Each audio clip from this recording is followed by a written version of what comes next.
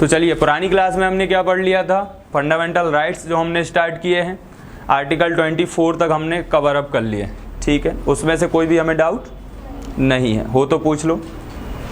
Article 20 और 22 की जो लैंग्वेज, जो टाइटल है, वो थोड़ा सा हमें कहीं ना कहीं कंफ्यूज कर रहा था, उसको एक बार आप और पढ़ लेना। जो चीज़ कंफ्यूज करती है उसे एक जगह पर लिखकर 3 से 4 बार पढ़ लो, कन्फ्यूजन नहीं खत्म। जो चीज़ कंफ्यूज करती है उसके पीछे पड़ जाओ।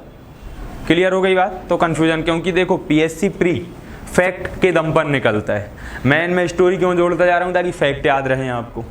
यदि आप पहली बार भी प्री की तैयारी कर रहे हो तो आपको ऐसा ना लगे कि चीज़ें बिल्कुल ऊपर से निकल गई हैं। तो मैं कोशिश कर रहा हूँ कि कंसेप्ट भी साथ में डालता जाऊँ, है ना। नहीं तो दिक्कत क्या आती है कि हम पीएससी प्री लोग यही समझते हैं कि केवल फैक्ट, आर्टिकल लिखो, टाइटल लिखो, आगे बढ़ो। वो तो 3 घंटे में पॉलिटी आपको रिवाइज करा दूंगा ऐसे, पूरा जो एमपीपीएससी प्री पूछता है। लेकिन हम उसमें कंसेप्ट इसलिए डाल रहे हैं कि 70 से 80% बच्चे नए हैं सबके सब, जिनको ये नहीं पता कि पीएससी प्री यहाँ दिया होगा, पिछली बार ढंग से नहीं दिया होगा, तो इसलिए इतनी मेहनत चल रही है। क्लियर हो गई बात? अब इसमें आर्टिकल हमने 24 तक संविधान का fundamental rights part 3 cover up कर लिया था। आज हम चीज़ों को आगे बढ़ाते हैं। सबसे पहले हम पढ़ेंगे धार्मिक स्वतंत्रता का अधिकार, ठीक है। धार्मिक स्वतंत्रता का अधिकार, right to freedom of religion, right to freedom of religion. यहाँ पर 2-3 चीज़ें हमें देखने को मिलती हैं। सबसे पहले आपको ये देखने को मिलेगा कि आखिर धर्म क्या है। धार्मिक स्वतंत्रता का अधिकार है, तो यहाँ पर धर्म शब्द यूज किया गया है, जबकि प्रस्तावना में पंथ शब्द यूज किया गया है। पंथ शब्द का उपयोग है। धर्म और पंथ में एक बहुत मौलिक अंतर होता है, लेकिन इस संदर्भ में जो धर्म का उपयोग किया गया है वो पंथ को निर्देशित करता है, ठीक है। धर्म क्या होता है? एक धारणा होती है, धार्यतेति धर्म, जो धारण करने योग्य है वही धर्म है। तो क्या धारण करना है? मनुस्मृति में 10 सील बताए हैं, है ना। हमें उसके बाद में 9 सील बताए गए हैं याज्ञवल्क्य की स्मृति में। मनुस्मृति कहती है धृति, क्षमा, दमो, अस्तेयम, शौचम, इंद्रिय निग्रह, धीर, विद्या, सत्यम, क्रोधो, 10 कम धर्म लक्षणम। ये धर्म के 10 लक्षण बताएं, सत्य बोलना, हिंसा से दूर रहना इत्यादि, ठीक है। हमेशा आवश्यकता से अधिक संग्रहित न करना, इंद्रियों पर संयम रखना, शुचिता शुद्धता का पालन करना, ये धर्म है, ये धारण करना है। पंथ क्या कहता है? पंथ हिंदू मुस्लिम सिख ईसाई की परिभाषा देता है। गीता में श्री कृष्ण कहते हैं ऐसे भिन्न भिन्न नदियाँ आकर समुद्र में मिल जाती हैं, ऐसे ही लोग भिन्न भिन्न मार्गों का अनुसरण करते हुए एकमात्र परमात्मा की सेवा में लगे रहते हैं, उसमें लीन होते हैं। क्लियर हो गई बात? तो हिंदू मुस्लिम सिख ईसाई पारसी यहूदी जैन बौद्ध सिख सब धर्म है, पंथ है सॉरी, लेकिन हम उसे धर्म कंसिडर करते हैं। तो ये हिंदू मान्यता के अनुसार धर्म और पंथ की परिभाषा मैं आपको बता रहा हूँ। क्लियर? अब यहाँ पर धार्मिक स्वतंत्रता मतलब पंथ की, कि आप हिंदू हो, आप अपने धर्म को कैसे मानते हो। सुबह 4 बजे अगरबत्ती लगानी है उठ के, या शाम को 6 बजे लगानी है, वो यहाँ पर सब चीज़ें हम एक एक करके डिस्कस करते हैं। सबसे पहले आर्टिकल 25 से लेकर आर्टिकल 28 तक आपको फंडामेंटल राइट्स में right to freedom of religion देखने को मिलेगा। क्लियर हो गई बात? तो ये 4 आर्टिकल धर्म से रिलेटेड। एग्जाम में कंफ्यूज भी होते हो कि इसमें क्या है। यदि 26, 27, 25, 28 ऐसा कुछ पूछ लिया जाता है तो इतना तो याद रखना है कि इन 4 आर्टिकल्स में रिलीजन से रिलेटेड कुछ फ्रीडम दी गई है, ठीक है। पहली स्टेप में ऊपरी तौर पर आप याद रख सकते हो। दूसरा, एक एक करके अब हम आर्टिकल पढ़ना शुरू करते हैं। जैसे कि आर्टिकल 25 में कुछ बातें ऐसी लिखी हैं। पहला पॉइंट लिखा है अंतःकरण की स्वतंत्रता, अंतःकरण की स्वतंत्रता। फ्रीडम ऑफ कंसाइंस क्या है? Freedom of conscience. कंसाइंस मतलब होता है अंतःकरण, अर्थात आप किस धर्म को अपनी अंतरात्मा से स्वीकृत करते हो, कौन से आपके आचार विचार नैतिक चेतना में जागृत हैं, उस चीज़ को हम कंसाइंस कहते हैं। Is that clear? तो उसको हम कहते हैं कंसाइंस।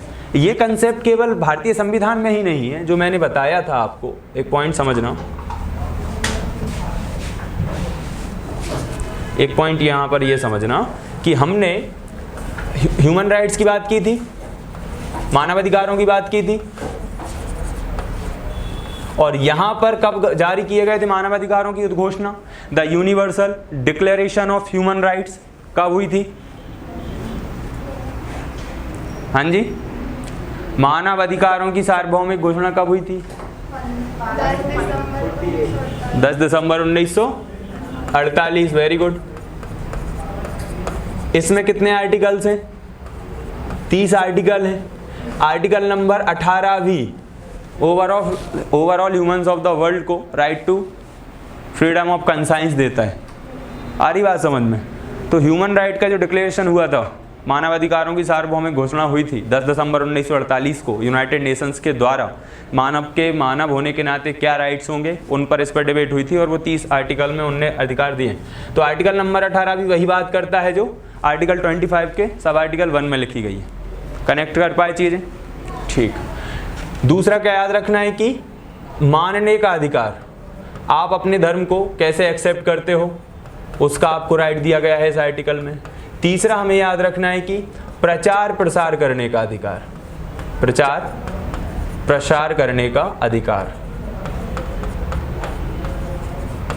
आप अपने धर्म का प्रचार प्रसार कर सकते हो। लोग करते हैं ना, है ना? Right to promote your religion, आपके धर्म को प्रचार प्रसार करने का अधिकार। तो यहाँ पर ये जो अधिकार दिया गया है प्रचार प्रसार करने का अधिकार, ये अपने आप में एक फंडामेंटल राइट है। तो हर व्यक्ति अपने धर्म का प्रचार प्रसार कर सकता है। क्लियर हो गई यहाँ तक बात? ठीक है। तो ये अंतःकरण की स्वतंत्रता, मानने का अधिकार, प्रचार प्रसार का अधिकार, यहाँ पर आप ये भी लिख सकते हो कि आचरण करने का अधिकार, right to believe, accept, express, है ना, प्रमोट, कंसाइंस, ये सारी चीजें टर्मिनोलॉजी कहाँ मिल रही है? आर्टिकल 25 में। तो आचरण करने का अधिकार।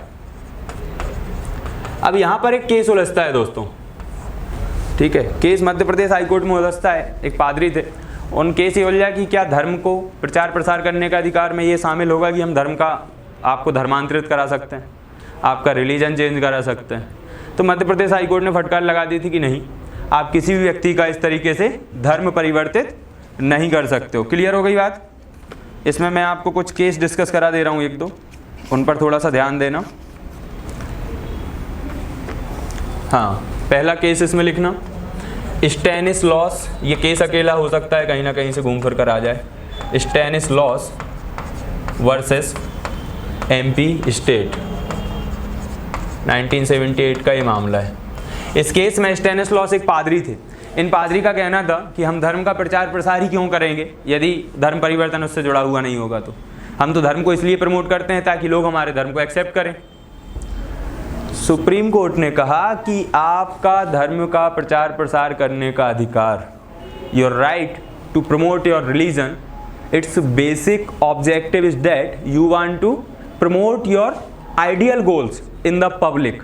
आप अपने धर्म की अच्छी बातों को, जो आदर्श वाक्य हैं, उन सिद्धांतों को जनता के बीच में पहुंचाना चाहते हो, ना कि उनको परिवर्तित कराकर जबरदस्ती अपने धर्म में ऐड कराना चाहते हो। हाँ या ना?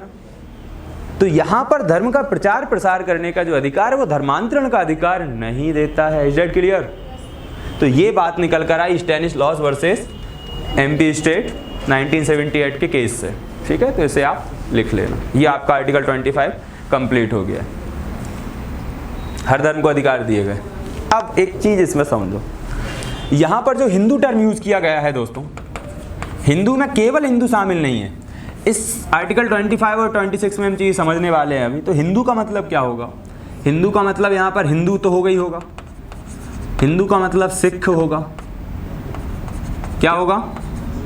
जैन भी हिंदू समझे जाते हैं और बुद्ध भी हिंदू समझे जाते हैं, बुद्ध या बौद्ध धर्म। ये चार के चार जो है ना वो हिंदू कंसीडर किए गए हैं according to article 26 in Indian constitution part 3। यहाँ पर इसमें अब अलग धर्म क्या मिलेंगे? तो मुस्लिम एक अलग धर्म एक्सेप्ट किया गया है ना? मुस्लिम के साथ यहूदी, ईसाई धर्म, क्रिश्चियन जो है उसको एक अलग रिलीजन एक्सेप्ट किया गया है। ये भी रिलीजन अलग मान के चलते हैं, अलग अलग पंथ हैं, लेकिन ये हिंदू परंपरा से ही निकले।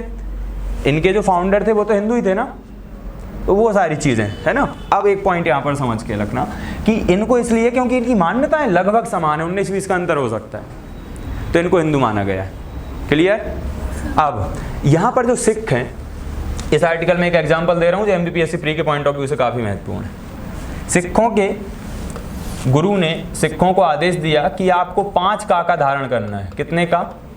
5 का। और ये 5 का कौन कौन से हैं? तो कंघा, कड़ा, कृपाण, कृपाण, केस और कच्छा, लंगोट। ठीक है, तो कंघा, कड़ा, कृपाण, केस और कच्छा, ये 5 चीजें धारण करने की बात कही गई है सिक्कों को। मतलब एक जो सिख होगा वो ये 5 चीजों का धारण सदैव करेगा। एक शब्द दिख रहा है आपको, कृपाण, मतलब हम इसे साधारण भाषा में कहते हैं तलवार या बड़ा वाला चाकू। कृपाण सिख हमेशा धारण करते हैं और उसमें धार भी रहती है। आपके घर पर यदि तलवार है तो उसमें धार नहीं होती, क्योंकि आप भारत में हथियार रखने का अधिकार नहीं दिया गया है। Right to keep weapon is not a fundamental right according to Indian Constitution. It is a fundamental right for American citizens in American Constitution. America के संविधान में वहाँ के लोगों को हथियार रखने का अधिकार दिया गया है। भारत की संविधान सभा में भी इस पर विवाद हुआ था कि देना चाहिए या नहीं, तो हमारे आदर्श पुरुषों ने कहा नहीं, हथियार रखने का अधिकार हम नहीं दे सकते सबको। आपको लेना है लाइसेंस वगैरह, उसकी बहुत सारी प्रोसीजर है। तलवार रखोगे घर में तो उसमें धार नहीं होनी चाहिए, अदरवाइज उसका भी लाइसेंस लेना पड़ेगा। लेकिन सिखों को ये छूट दी गई है कि वो अपना कृपाण धारण कर सकते हैं। क्यों? क्योंकि वो उनका रिलीजियस सिंबल है। अब यहाँ पर एक केस ये हो गया। दूसरा केस ये उलझता है कि सुप्रीम कोर्ट ने ये स्पष्ट कर दिया है कि धर्म की मूल मान्यताएं एक अलग चीज़ है और धर्म की साधारण मान्यताएं एक अलग चीज़ है। जो बेसिक टर्म्स है, basic principles of your religion is necessary. जो बाद में चीज़ें ऐड हुई हैं उनको एक एग्जाम्पल के थ्रू फिर आगे बढ़ता है। धर्म की मूल मान्यताएं क्या है? आप नमाज अदा करना है, ठीक है, आपने नमाज अदा करती, ला इलाहा इल्लल्लाह मुहम्मदुर रसूलुल्लाह आप पढ़ रहे हो। आपको सुंदरकांड का पाठ करना है, राम दुआरे तुम रखवारे आप पढ़ रहे हो, ठीक है। आपको अगरबत्ती लगाने जाना है, आप लगा रहे हो। आप ध्यान कर रहे हो, आप सिंदूर चढ़ा रहे हो, हाँ या ना, आप बाइन चढ़ा रहे हो, क्योंकि ये बहुत समय पहले से ये चीज़ें चली आ रही हैं, आप उनको एक्सेप्ट, ये धर्म की मूल मान्यताएं। लेकिन इसमें जो बाद में जोड़ी गई है ना, उनको लेकर कोर्ट आप पर रिस्ट्रिक्शंस लगा सकता है। कैसे? धार्मिक स्वतंत्रता के अधिकार को नैतिकता के आधार पर, लॉ एंड ऑर्डर के आधार पर रोका जा सकता है। समाज में यदि लॉ एंड ऑर्डर मेंटेन नहीं हो रहा, उस आधार पर इस पर भी रिस्ट्रिक्शंस लगा सकते हैं। तो ये भी एब्सोल्यूट नहीं है, हाँ या ना। आप मुझे बताओ, लाउड स्पीकर पहले आया है धर्म, तो धर्म पर लाउड स्पीकर पर आरती करना या लाउड स्पीकर पर अजान पढ़ना, क्या ये धर्म की मूल मान्यताओं में शामिल है? नहीं।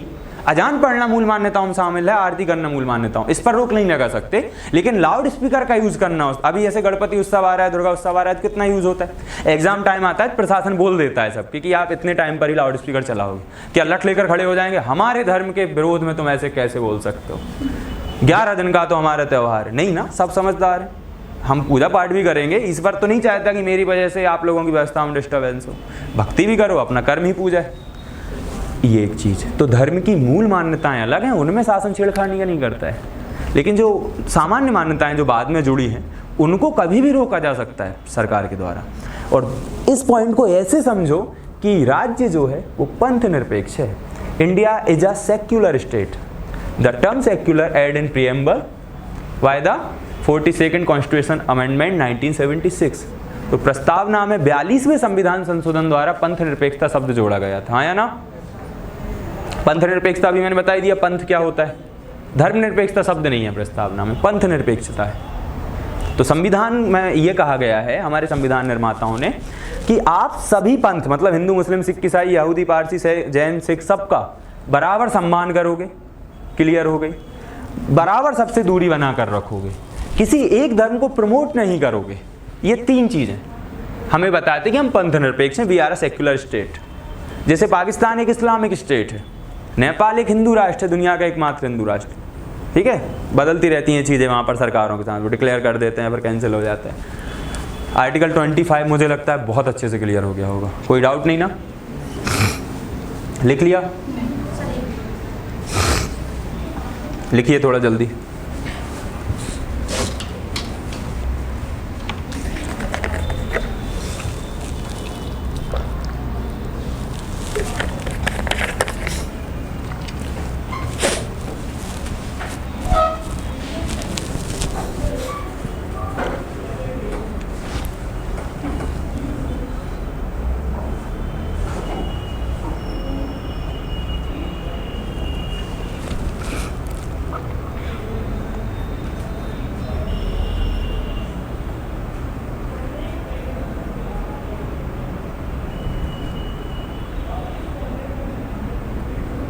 लिख लिया?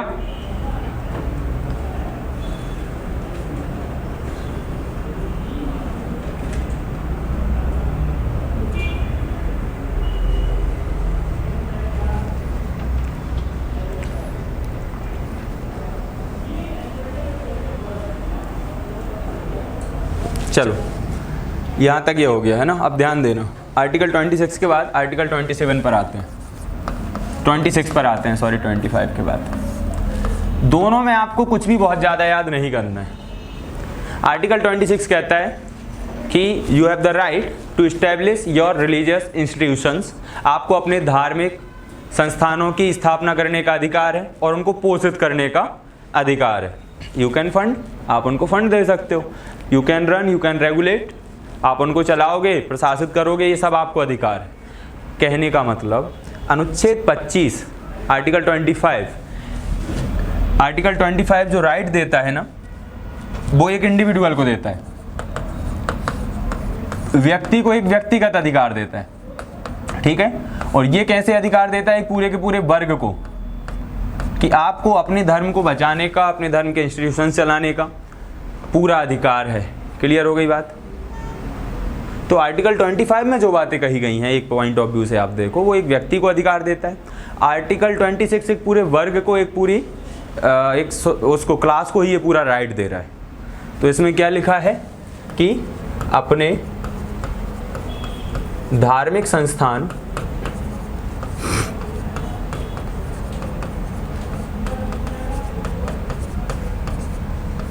स्थापित करने का अधिकार,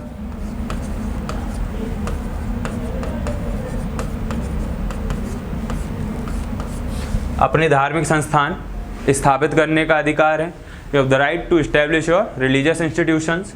और क्या है दूसरा? इनको पोषण का अधिकार, इन धार्मिक संस्थानों के पोषण का अधिकार। Right to rule and regulate this type of institutions, such type of institutions. पोषण का अधिकार, इनको चलाने के लिए फंडिंग वगैरह, चंदा इकट्ठा करना, ये सारी चीज़ें। यहाँ तक चीज़ें क्लियर हो गई हैं क्या? आर्टिकल 26 क्या कहता है? ठीक है। तो इसमें एग्जाम्पल देख सकते हो। एग्जाम्पल में जैसे कि एक आनंद मार्ग चलता है, ये अपने आप में एक इंस्टीट्यूट है जो रिलीजियस को फॉलो करता है। एक चलता है रामकृष्ण मिशन, ये संस्थाएं हैं ना, अपने अपने मिशन हैं इनके, अपनी अपनी चीज़ों को ये फॉलो कर रही हैं, प्रमोट कर रही हैं सोसाइटी में। इंस्टीट्यूशन से जो किसी स्पेशल रिलीजन से रिलेटेड हैं और उसके सिद्धांतों को, विचारों को समाज में फैला रहे हैं, लोगों को जोड़ रहे हैं। क्लियर हो गई यहाँ तक बात। आर्टिकल 26 के बाद डायरेक्ट आ जाओ आर्टिकल 27 पर।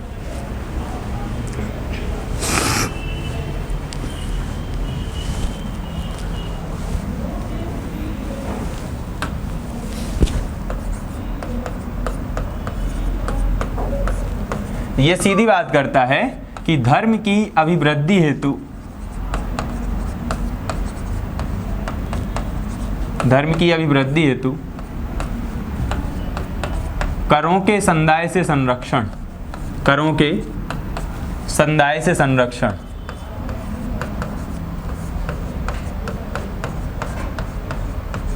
ठीक है। इसका क्या मतलब होता है कि धार्मिक की अभिवृद्धि हेतु करों के संदाय से संरक्षण का सीधा सा तात्पर्य होता है कि राज्य टैक्स के रूप में जो एकत्रित दान वगैरह है, मंदिरों को काफ़ी दान दक्षिणा मिलती है ना, हाँ या ना। तो राज्य को ये है कि राज्य को जो भी पैसा मिलता है टैक्सेशन के द्वारा, ठीक है, state collect money by taxation from the public, but state can't use this money to promote any special religion. That is the meaning of this term. State can't use the money of collected by the tax to promote any special religion. लिख लिया। तो राज्य यहाँ पर कर के द्वारा जनता से जो पैसा इकट्ठा करता है, उस पैसे को किसी विशेष धर्म के उत्थान के लिए खर्च नहीं करेगा। और दूसरा, धार्मिक यात्राओं पर राज्य कर लगा सकता है क्या?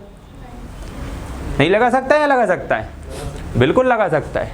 कैसे लगा सकता है? State can implement tax on religious, जो भी आपकी यात्रा वगैरह होती है उन पर कर लग जाता है। आप वैष्णो देवी की यात्रा पर जाओ, वहाँ पर केदारनाथ की यात्रा पर जाओ, वहाँ पर BSF के जवान खड़े हैं आपकी सुरक्षा के लिए, हाँ या ना। वो जवान किसी एक विशेष धर्म के लोगों की रक्षा कर रहे हैं ना। तो आप जो यात्राएं करते हो, कहीं ना कहीं आपको टैक्स पे करना ही पड़ेगा उस चीज़ का। यदि स्टेट चाहे तो लगा, नहीं चाहे तो नहीं लगाएगा, चाहे तो लगा देगा, क्योंकि वो आपको प्रोटेक्ट करने के लिए खड़े हैं। आप यात्रा पर जा रहे हो इसलिए, तो उसका थोड़ा बहुत आपको अपनी तरफ से भी योगदान देना होगा। ये एग्जाम्पल से क्लियर हो गया कि कंसेप्ट क्या है। तो राज्य अपना पैसा खर्च नहीं करेगा किसी स्पेशल धर्म को प्रमोट करने के लिए, पहली चीज़ हो गई। दूसरी चीज़ क्या हो गई कि राज्य के द्वारा टैक्स लगाया जा सकता है किसी भी धार्मिक यात्रा पर, ऐसा कर वगैरह लगाया जा सकता है। ठीक है, तो जैसे तीर्थ यात्रियों पर जो टैक्स वगैरह लगता है वो उसमें इंक्लूड होगा। यहाँ पर किसी कोई डाउट है? नहीं है।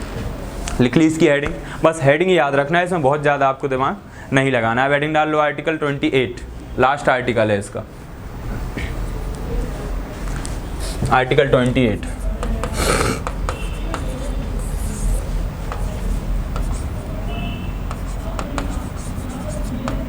Right to presence in religious education,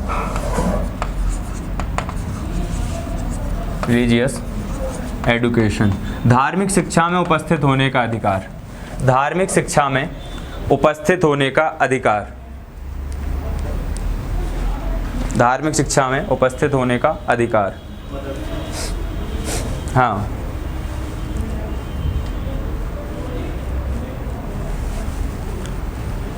अब 4 प्रकार के संस्थान होते हैं दोस्तों।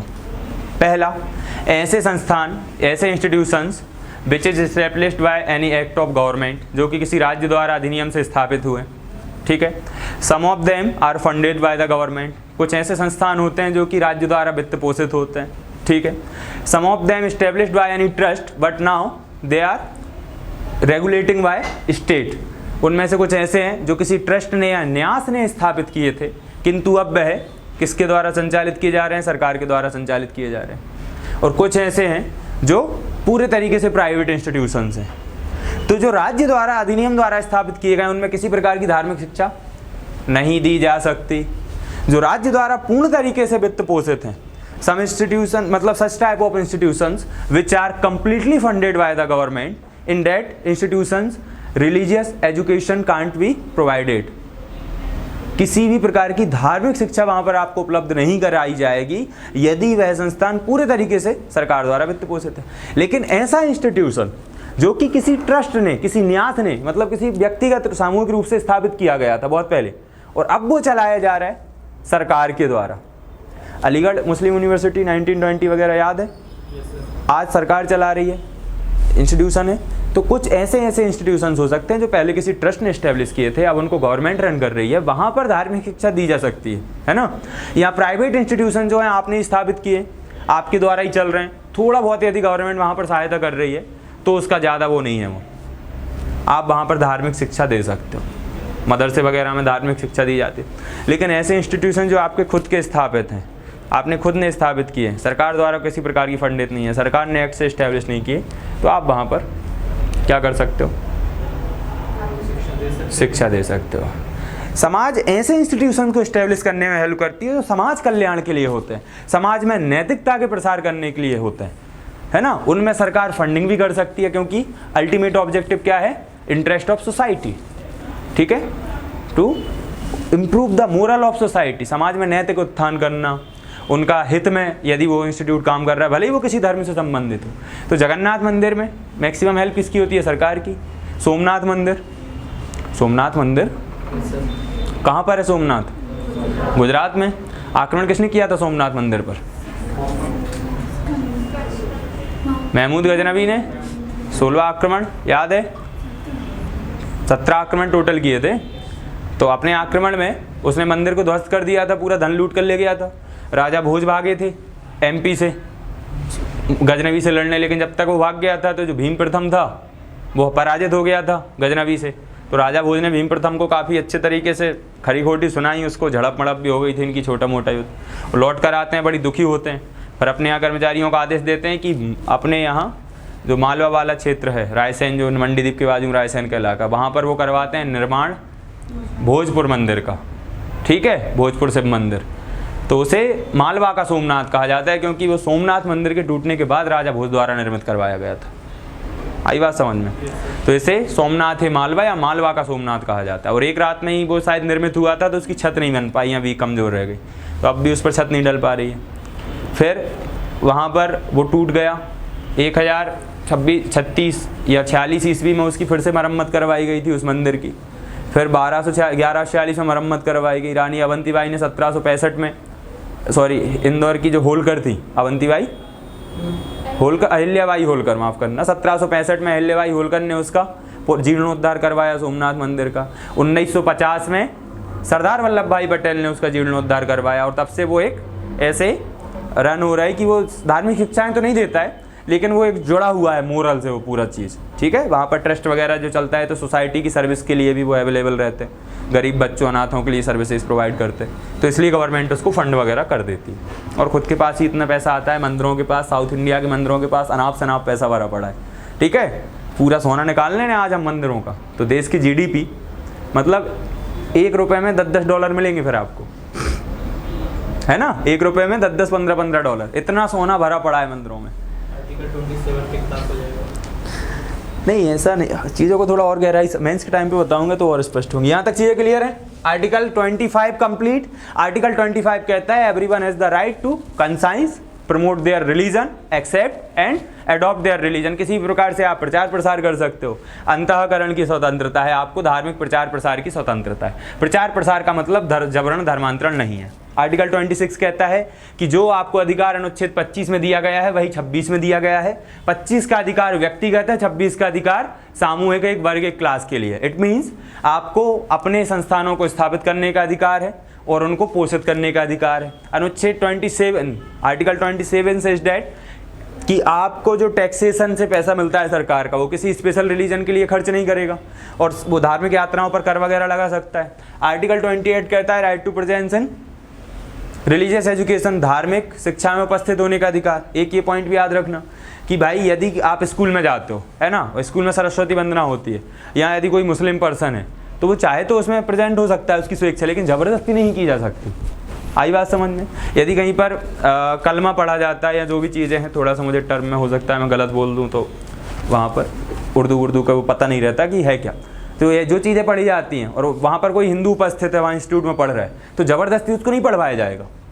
हाँ, ऐसे अभी विवाद हुआ था वंदे मातरम का संस्कृत टर्म है, धर्म से नहीं जुड़ा हुआ है, वो राष्ट्रीय गीत है, राष्ट्रीय गान, जनगण मन, इनको लेकर आप नहीं कर सकते। और ये कोई वो नहीं, ये है तो फंडामेंटल ड्यूटी इसमें।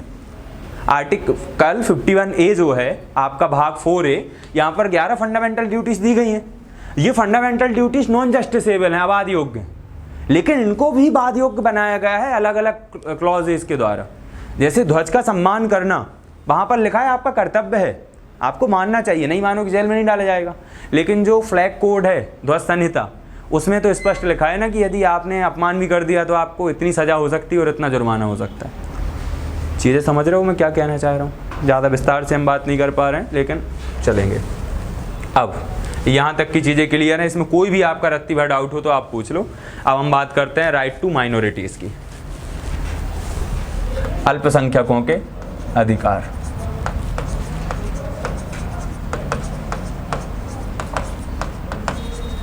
राइट टू माइनॉरिटीज़, अल्पसंख्यकों का अधिकार। आर्टिकल 29 और 30 में ये आपको दोनों चीज़ें देखने को मिलेंगी।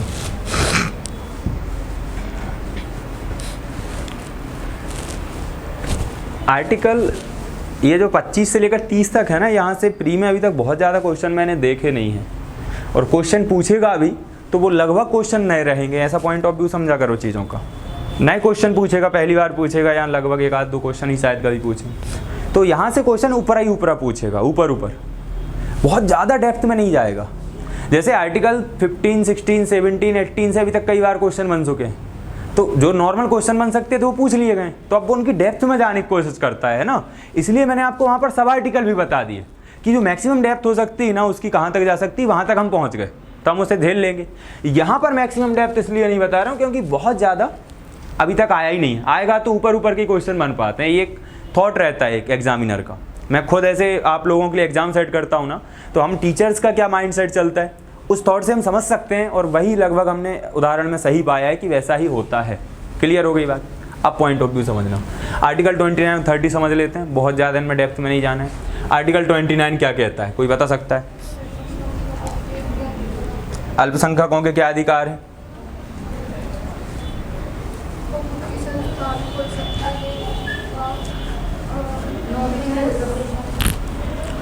भारत के किसी भी अनुभाग में रहने वाले अल्पसंख्यकों को, किसी भी भूभाग में रहने वाले, किसी अनुभाग में रहने वाले व्यक्तियों को अपनी भाषा, लिपि, और अपनी संस्कृति को सुरक्षित रखने का अधिकार है। यहाँ पर सब आर्टिकल्स भी हैं, नहीं उलझेंगे उनमें, इतना डेप्थ, बहुत ज़्यादा डेप्थ में हो जाएगा। आर्टिकल 29, राइट टू प्रोटेक्ट, कौन कौन सी चीज़ें ध्यान रखना। पहली चीज़ स्क्रिप्ट, क्या स्क्रिप्ट। दूसरी गिन लेना, इनको 3 ही चीज़ें लिखी हैं, लैंग्वेज। और तीसरी चीज़ क्या लिखी है, कल्चर। तो यहाँ पर लिपि संरक्षित करने की बात कहता है, लैंग्वेज भाषा संरक्षित करने की बात कहता है, और संस्कृति इसको संरक्षित करने, केवल 3 चीज़ों को संरक्षित करने के लिए, मतलब सुरक्षित करने के लिए अधिकार दिया गया है। किसको अधिकार दिया गया है, ये माइनॉरिटीज़ को। माइनॉरिटीज़ होती हैं अल्पसंख्यक। लेकिन संविधान में यहाँ पर ये चीज़ है कि अल्पसंख्यक कौन होंगे, इस बात पर संविधान मौन है। What is the meaning of term minorities, यहाँ पर संविधान मौन हो जाता है। तो सुप्रीम कोर्ट ने यहाँ पर व्याख्या दी है, cause supreme court have the right to interpret the constitution, he is the single authority in India who interpreted the constitution. तो यहाँ पर संविधान में ये जो अधिकार दिया गया है, तो सुप्रीम कोर्ट ने क्या कहा वो समझ लेते हैं। क्या कहा, पहली चीज, अल्पसंख्यक कौन है। अल्पसंख्यक वो हैं जो भाषा के आधार पर जिनकी संख्या कम है और धर्म के आधार पर जिनकी संख्या कम है। तो भारत में सबसे बड़ा धर्म को मानने वाले लोग कौन है, सबसे ज़्यादा किस धर्म को लोग मानते हैं, हिंदू को मानते हैं। और मैक्सिमम लोग कौन सी बोली बोलते हैं, हिंदी। तो उसके अकॉर्डिंग हिंदू और हिंदी को छोड़कर जितने भी लोग बसते हैं सब माइनॉरिटीज़ है ना, यहाँ पर ये चीज़ निकल लगाती। तो माइनॉरिटीज़ के 2 ग्राउंड होते हैं, there are 2 grounds of minority. मतलब यहाँ पर कह सकते हैं कि माइनॉरिटीज़ क्या हैं, तो आप कह सकते हो कि वो जो माइनॉरिटीज़ हैं वो लैंग्वेज और रिलीजन के बेस पर हैं जिनकी संख्या कम है। आगे बात समझ में है ना, ठीक, आगे बढ़े। तो आर्टिकल 29 ये बात कहता है, इसको लिख लो पहले। हिंदू के बाद मुस्लिम है ना, दूसरा सबसे बड़ा। हाँ, दूसरा मुस्लिम है, लेकिन वो माइनॉरिटीज़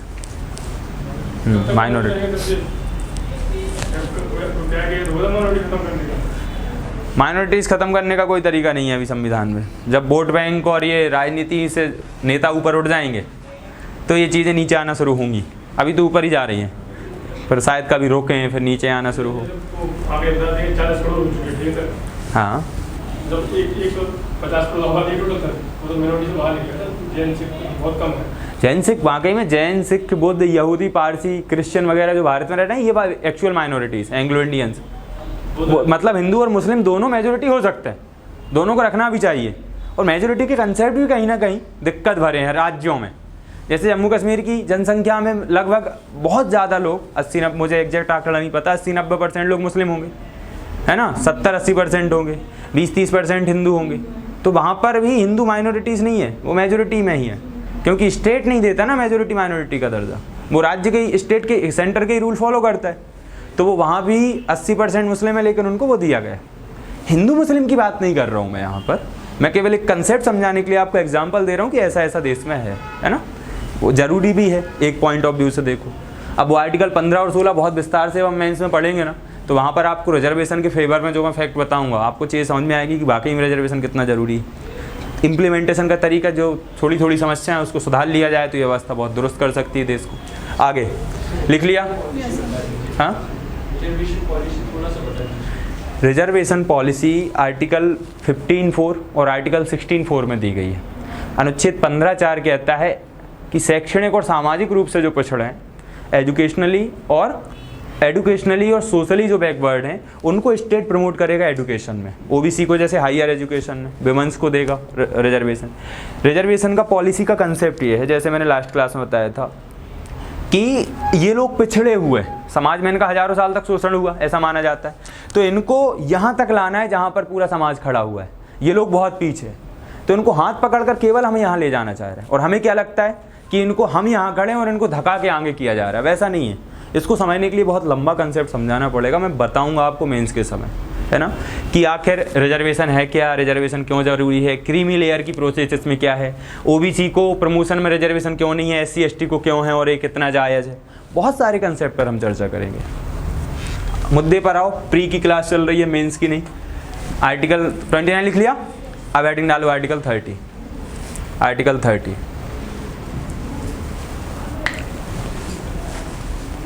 आर्टिकल 29 जो है अल्पसंख्यकों को अधिकार देता है कि आप अपनी स्क्रिप्ट, लैंग्वेज और अपनी कल्चर को प्रोटेक्ट कर सकते हो। अब बात करते हैं आर्टिकल 30 की। ये राइट देता है कि you can establish your institutions for protect your script, language, culture. तो आप अपनी संस्कृति, कला, आर्ट को सुरक्षित रखने के लिए अल्पसंख्यक जो हैं वो अपने संस्थानों की स्थापना कर सकते हैं। इसमें राज्य भी उनकी मदद कर सकता है।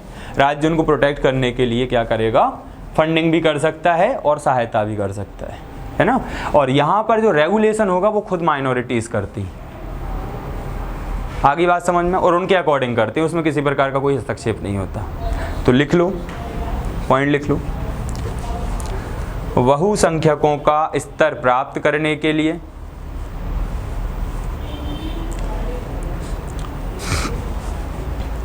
अल्पसंख्यकों को, बहुसंख्यकों का स्तर प्राप्त करने के लिए अल्पसंख्यकों को अपने शिक्षा संस्थानों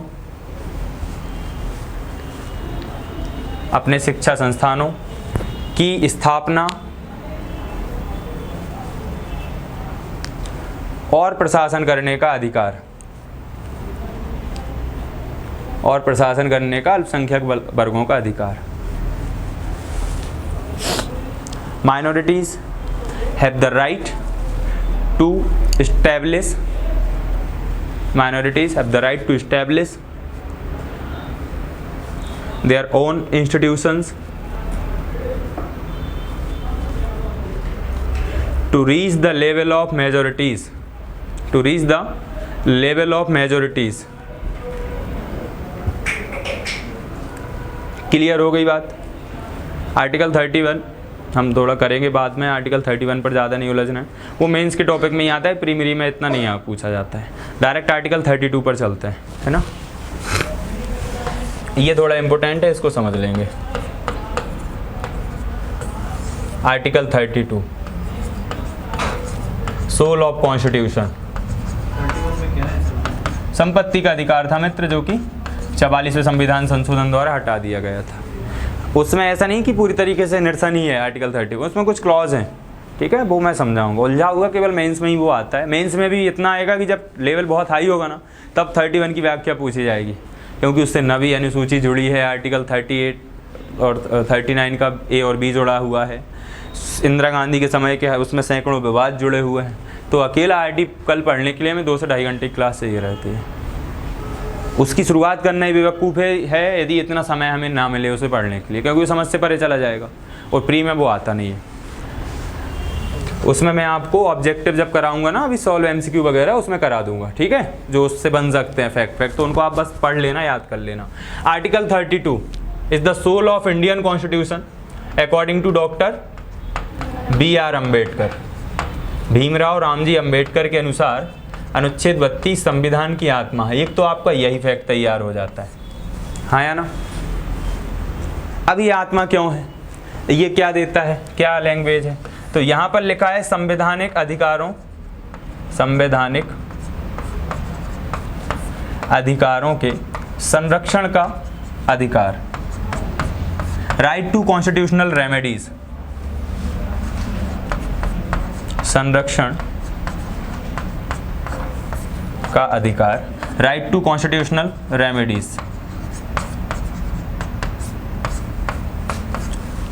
क्लियर। जो संविधान ने आपको अधिकार दिए हैं, मतलब टोटल 5 फंडामेंटल राइट्स दिए हैं हमें, हाँ या ना।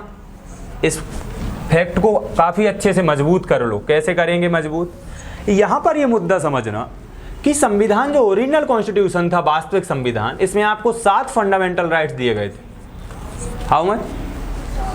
7 फंडामेंटल राइट्स दिए गए थे। इसमें जो 6th फंडामेंटल राइट था वो था right to property. Right to property means संपत्ति का अधिकार। और ये जो फंडामेंटल राइट है, राइट टू प्रॉपर्टी, ये 44th कॉन्स्टिट्यूशन अमेंडमेंट एक्ट 1978 के द्वारा हटा दिया गया। और इसको बना दिया गया फंडामेंटल राइट के बजाय लीगल राइट। क्या बना दिया गया? लीगल राइट बना दिया गया। और किस आर्टिकल में है? अब ये 300A में है। Now right to property is a legal right, fundamental right नहीं। यदि आपके प्रॉपर्टी पर किसी प्रकार की कानूनी कार्रवाई होती है या स्टेट द्वारा आपके उस राइट का वायलेशन किया जाता है तो आप डायरेक्ट अब सुप्रीम कोर्ट नहीं जा पाओगे, है ना। लेकिन राज्य उसको यदि आपसे छीन रही है ना तो उसका उचित मुआवजा आपको देना होगा राज्य को। ऐसा भी नहीं है कि स्टेट डिक्टेटर हो जाएगा, मोनार्क हो जाएगा, मनमानी चलेगी, नहीं।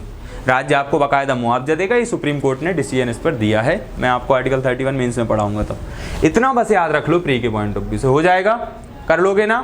चलो, तो कौन सा फंडामेंटल राइट है याद रखना है? 6वां। अब यहां तक बात हो गई। और जो अभी 7वां मौलिक अधिकार कौन सा था? राइट टू कॉन्स्टिट्यूशनल रेमेडीज, संवैधानिक अधिकारों के उपचारों का अधिकार। यदि खतरा आता है तो उपचार। डॉक्टर कौन है इसका? Supreme court.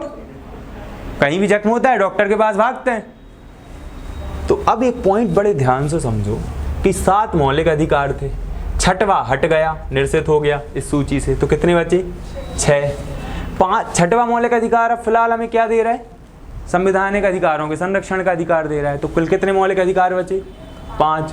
तो ये जो 5 मौलिक अधिकार हैं, ये 5 आप पर लागू रहें, आपके पास प्राप्त रहें, इन पर खतरा ना मंडरा जाए, इस बात की श्योरिटी कौन दे रहा है आपको? Article 32। That's why Dr. Ambedkar said Article 32 is the soul of Indian Constitution। बिना अनुच्छेद 32 के मौलिक अधिकार सांत्वना मात्र है ना। समझ गए कंसेप्ट? ठीक है, तो यहाँ तक की पिक्चर क्लियर है दोस्तों। अब एक पॉइंट यहाँ से आगे हम इस कदम को बढ़ते हैं। आर्टिकल 32 को थोड़ा हमें रिथमेटिक्स में पढ़ने हैं, तो उस तरीके से हम समझते चलेंगे। इसको लिख लो, इस फैक्ट को कंप्लीट कर लो, फिर हम इसमें आगे बढ़ते चलते हैं।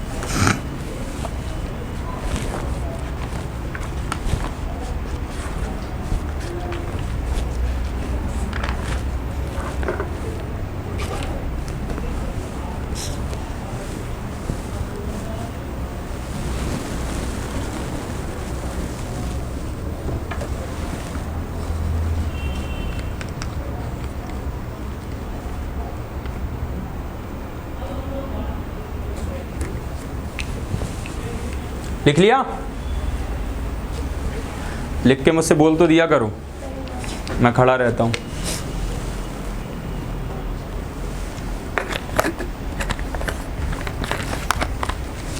एक शॉर्ट रिवीजन मारते हैं यहां तक का, फिर आगे बढ़ते हैं। आर्टिकल 12 क्या कहता है? बहुत जल्दी जल्दी बोलते जाना, सोचना मूचने का काम नहीं है अब। आर्टिकल 12 क्या कहता है? डेफिनेशन ऑफ स्टेट, राज्य की परिभाषा। आर्टिकल 13 क्या कहता है? विधि की परिभाषा, डेफिनेशन ऑफ लॉ। विधि की परिभाषा किस सब आर्टिकल में है? 13(4) में है।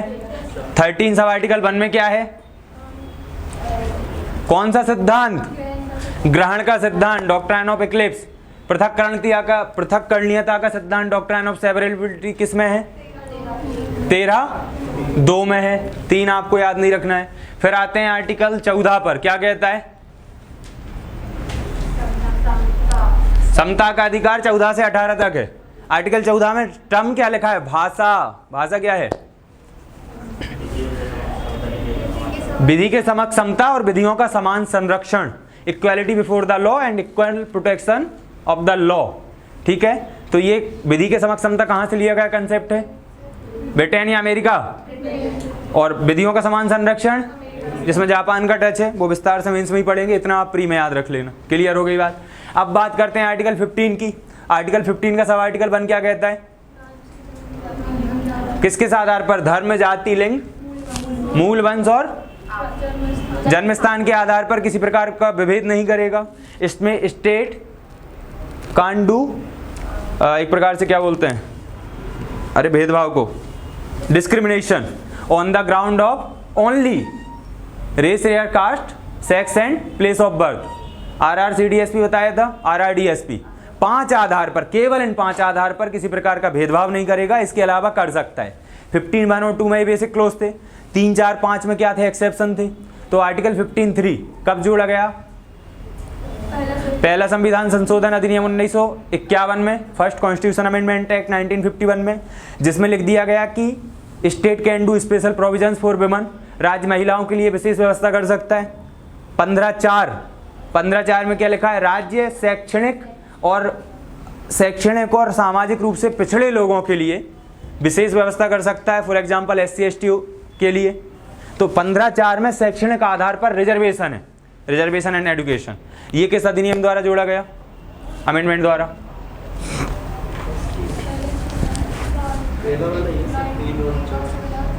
और 5वां 15(5) इसमें क्या लिखा है कि OBC वगैरह के लिए उच्च शिक्षण संस्थानों में आरक्षण की व्यवस्था की गई है, हाँ या ना? और इसमें और जोड़ दिया गया 15(6) जो EWS की बात करता है, ठीक है, वो मैं करार दे रहा हूँ आपको, अभी इसमें MCQ कराऊंगा तब पूरा क्लियर हो जाएगा। आर्टिकल 16(1) और 16(2) क्या कहते हैं? अरे जल्दी जल्दी बोलते जाओ। एक नहीं, 2 जोड़े हैं।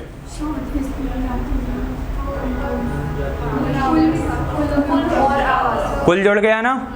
Race, air, residence, caste, sex, place of birth and जो इस तरीके से RRCDSP, ठीक है। तो यहाँ पर प्लेस ऑफ बर्थ, आपका डिसेंट वगैरह जो भी चीज़ें हैं सब मानी गई हैं।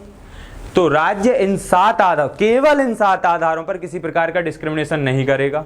इसका जो लैंग्वेज है आर्टिकल 16 की वो क्या कहती है? लोक नियोजन में अवसर की समता, equality in opportunity of employment. तो लोक नियोजन मतलब सरकार जो भी नौकरी देगी उसमें सबको इक्वल माना जाएगा, लेकिन उसमें आर्टिकल 16(1) 16(2) में बेसिक प्रोविजंस है, 3, 4, 5 में एक्सेप्शंस हैं। तो 16(3) और 16(4) आपको पढ़ना है। 16(3) में क्या लिखा है जल्दी बताओ? 16(3) में योग्यता के आधार पर क्या दिया जाएगा? जैसे कि पद, ठीक है। और 16(4) क्या कहता है? रिजर्वेशन की बात करता है। 16(4) जो हम कहते हैं ना नौकरियों में आरक्षण, उसकी बात करता है। 16(4) का A और 16(4) का B। 16(4) का ये क्या कहता है? प्रोन्नति में आरक्षण, रिजर्वेशन एंड प्रमोशन। तो केवल SC ST को मिलता है, OBC को नहीं मिलता, उस पर क्रीमी लेयर लग जाता है। क्रीमी लेयर क्या होता है कि यदि आप A ग्रेड जॉब में थे, सेना में जनरल, मेजर वगैरह, SP DSP IAS IPS के पद पर रहें, आप रिजर्वेशन के थ्रू पहुंचे होंगे, लेकिन अब तो आपने पैसा कमा लिया ना, आप सोसाइटी में स्टेटस भी आ गया, तब आपके बच्चों को रिजर्वेशन नहीं दिया जाएगा। बहुत अच्छी व्यवस्था है, that is called creamy layer, मलाई की परत। विस्तार से समझेंगे मेंस में। 16(4) और क्या कहता है? 16(4) का B, परिणामी वरिष्ठता। पहले जो ज्वाइन करेगा भले ही उम्र कम होगी लेकिन वो सीनियर माना जाएगा, सिंपल सी बात है, that is called consequential seniority. यहाँ तक हो गया। अनुच्छेद 17 अस्पृश्यता का अंत, अनुच्छेद 18 उपाधियों का अंत, 19(1)(a) बाकी एवं व्यक्ति की स्वतंत्रता, 19(1)(b) शांतिपूर्ण एकत्रित होने का अधिकार, right to gathering peacefully, 19(1)(c) right to make groups and जो भी आप संघ सम्मेलन समागम की स्वतंत्रता है। इसमें सहकारिता टर्म जोड़ा गया, द वर्ड कोऑपरेटिव। किस अमेंडमेंट के थ्रू? तो 97th कॉन्स्टिट्यूशन अमेंडमेंट एक्ट 2011 में ये शब्द जोड़ा गया, हाँ या ना? 19(1)(d) विचरण अधिकार, right to move freely, right to move freely, स्वतंत्र रूप से विचरण करने का अधिकार। एक्सेप्शन सबके हैं, वो प्री में नहीं आते हैं, ठीक है। 19(1)(c)(d)(e) बस जाने का अधिकार, राइट टू रेसिडेंट, है ना, बस जाने का अधिकार, आवास का अधिकार, रहने का अधिकार। F हटा दिया गया किस अमेंडमेंट के थ्रू? 44th। F के बाद G पेशा, व्यापार, वृत्ति, समागम की स्वतंत्रता, है ना, right to trade, commerce, business, इस सब का अधिकार दिया गया। हो गई क्लियर? 1(a) का एक्सेप्शन किस आर्टिकल में है? आर्टिकल 19(2) में। 1(b) का एक्सेप्शन 19(3) में। 1(c) का एक्सेप्शन 4 में। C के बाद D और E का एक्सेप्शन 19(5) में, और G का एक्सेप्शन 6 में। याद करना मुश्किल है? लग तो रहा है, बोल ही नहीं पा रहे हो। नहीं सर, देख देख के बता रहे हो, होशियार चंदो। आर्टिकल 20 में क्या लिखा है? जल्दी बोलते जाओ, समय नहीं है।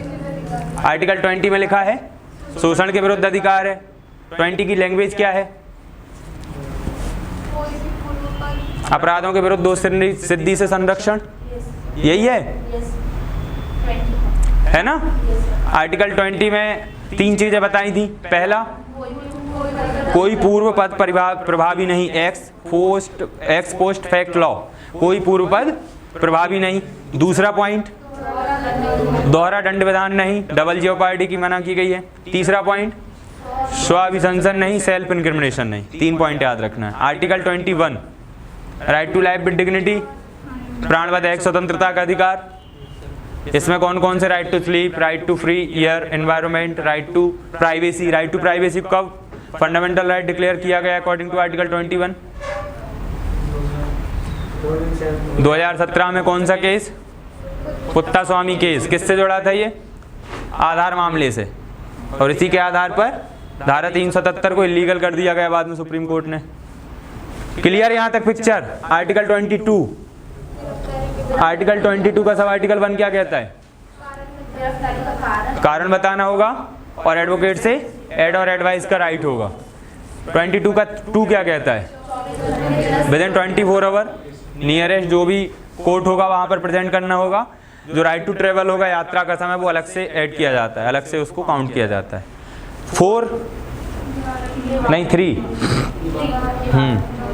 निवारक निरोध और नज़रबंदी की बात कही गई है। प्रिवेंटिव डिटेंशन 22/4 और 22/7 को एक साथ पढ़ेंगे तो कितने डेज का बताया था?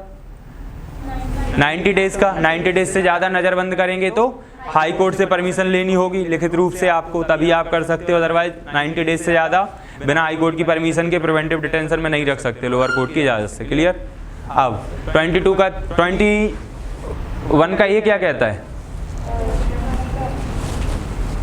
अरे शिक्षा का अधिकार 6 से 14 वर्ष के प्रत्येक बच्चे को, वो सब एक साथ करा दूंगा तीनों, उसे छोड़ दो, लिखाया नहीं तो मुझे छोड़ो बाय मैं क्या कह रहा हूँ उस पर ध्यान दो। 21 हो गया ना? 21 ही मैंने जानबूझ के छोड़ा, करा दूंगा, मैं भाग के नहीं जाऊँगा उसको सिर पर लेकर कहीं भी। 22 हो गया। अब 23 की बात करते हैं। 3 चीज़ें यहाँ पे बताई थी, कौन कौन सी?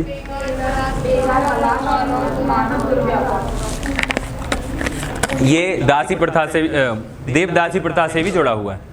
देवदासी प्रथा, एक 12-13 साल की बच्ची को देवता को समर्पित कर दिया जाता था, लेकिन बाद में जब समाज के लोगों पुजारियों द्वारा उस बालिका का, लड़की का शोषण होने लगा तो ये कहीं ना कहीं बहुत अनैतिक काम हुआ, तो इसको फिर बंदी कर दिया गया। साउथ इंडिया में आज भी बहुत सारे मंदिरों में देवदासी प्रथा में देखने को मिलती है ना, इलीगल तरीके से, छोटी मोटी चीज़ों पे। चलो आर्टिकल 24 बाल श्रम को निषेध करता है, आंशिक या पूर्ण निषेध, कंप्लीट प्रोविजन है। पूर्ण निषेध शब्द उपयोग किया गया है, तो यहाँ पर बाल श्रम का पूर्ण निषेध किया जाता है, क्योंकि पीएससी ने पूछ लिया था शब्द क्या है, आंशिक निषेध, पूर्ण निषेध, निषेध क्या, तो पूर्ण निषेध। यहाँ तक की पिक्चर क्लियर है? क्या ये एब्सोल्यूट है? बहुत जल्दी आ गए आप मैम। क्या ये एब्सोल्यूट है या नहीं? हाँ, कल इतना विस्तार से समझाया था दोस्तों। आप सबको मैं बादाम खरीद कर देना चाहता हूँ, है ना? पैसे आप दे देना मुझे, खरीद कर मैं दे दूँगा। कैसे लोग हैं, समझ में नहीं आता है। घर पे जाकर पढ़ लिया करो दोस्तों, घर पे जाकर पढ़ लिया करो, खुद से कह लो ये बात, मुझे मत सिखाओ, पढ़ लिया करो। ऐसे बोल रहे हैं, पढ़ लेना, आप थोड़ा सा रिवीजन करते रहा करो बार बार। एक चीज़ एक बार भी नहीं आती। मैं कहता हूँ सफलता के 3 मंत्र होते हैं। 5 साल से हर बैच में मैं 500 बार यही चल रहा हूँ। सफलता के 3 मंत्र होते हैं। पहला मंत्र होता है रिवीजन, दूसरा मंत्र होता है रिवीजन, और तीसरा मंत्र भी होता है रिवीजन। तो सफल होना है तो बार बार बार बार रिवीजन करना होगा। चीजें पढ़ सब लेते हैं, समझ सब लेते हैं, लेकिन जो बार बार रिवीजन करता है ना, सिलेक्शन उसी का होता है। एक चीज को 20 बार, 25 बार, 50 बार पढ़ लो। जिनका सिलेक्शन हुआ है टॉपर, देख तो बोलते हैं लक्ष्मीकांत मैंने 55 बार पढ़ी। 25 बार तो पढ़ी होगी, झूठ भी बोल रहा होगा तो, हाँ या ना? बहुत होता है 25 बार। मैं 5 से 7 बार पढ़ी होगी, 7-8 बार मैंने लक्ष्मीकांत। और मुझे नहीं लगता कि अब उसे, देखो ऐसा तो नहीं एक किताब पूरी आपने कंठस्थ कर ली है। हम जब भी कोई नई किताब पढ़ते हैं, हमें हर बार कुछ ना कुछ नया सीखने मिल ही जाता है। भले ही आप उसे 20 बार पढ़ चुके हो, 21वीं बार पढ़ोगे ना, फिर लगेगा यार कि कुछ तो नया सीखा, मज़ा आता है। तो जितनी बार पढ़ोगे, नोट्स बनाते जाओ, शॉर्ट करते जाओ, और देखते जाओ, करते जाओ, एक ही किताब को बार बार पढ़ते जाओ, तो सिलेक्शन होगा। नहीं तो ऐसे लगा कि एक बार सिलेबस कंप्लीट करना है और सिलेक्शन हो जाएगा, कभी नहीं होगा। मेहनत लगती है, पढ़ना पड़ता है 7-7, 8-8 घंटे, है ना? 1-2 घंटे पढ़ के खुद को तसल्ली देना है कि पढ़ रहे हैं, ऐसे सिलेक्शन नहीं होगा। पढ़ो, निकालो टाइम, 3 महीने का समय है हमारे पास, रोज़ एक दिन घट जा रहा है, रोज़ एक दिन। और ऐसे ऐसे पता चलेगा अगले हफ्ते एग्ज़ाम है सर कल एग्ज़ाम देने जा रहे हैं, क्या करें, तैयारी नहीं है। वो दिन आने से पहले ही अपने आप को मजबूत रखो कि पूरी तैयारी है, जो कि शायद आज तक कोई नहीं कर पाया पीएससी की। सबको ये लगता है मेरी तैयारी अधूरी है। आ जाओ मुद्दे पर। रिवीजन पर ज़्यादा ध्यान देना है, नया पढ़ने से ज़्यादा ध्यान आप रिवीजन पर दोगे ना, 100% सिलेक्शन होगा, 100%।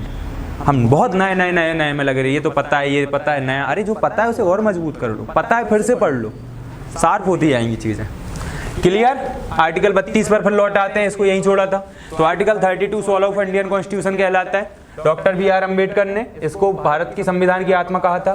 संविधान की 3 आत्माएं मैंने बताई थी। प्रस्तावना को किसने कहा था?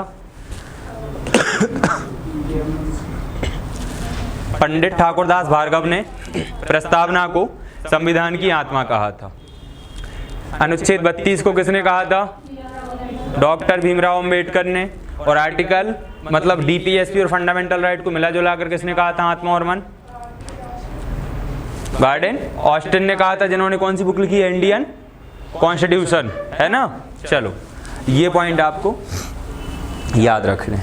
अब 32 पर फिर से, आर्टिकल 32 में 4 सब आर्टिकल हैं, इनको हम ऐसे समझ लेते हैं। आर्टिकल 32 से क्वेश्चन अच्छे पूछ सकता है। आर्टिकल 32 का 1, आर्टिकल 32 का 1 डायरेक्ट कहता है, if any persons fundamental rights are violated then he have the right to go direct in the supreme court. यदि किसी व्यक्ति के मौलिक अधिकारों का हनन होता है तो उसके पास ये मौलिक अधिकार है कि डायरेक्ट सुप्रीम कोर्ट जा सकता है अनुच्छेद 32 का उपयोग करके, है ना।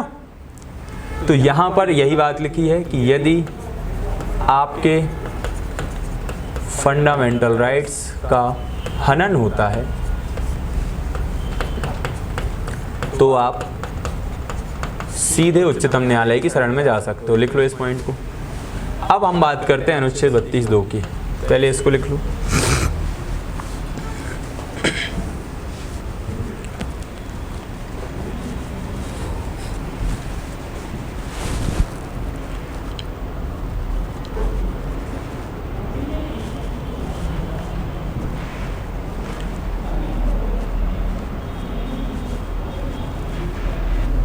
लिख लिया?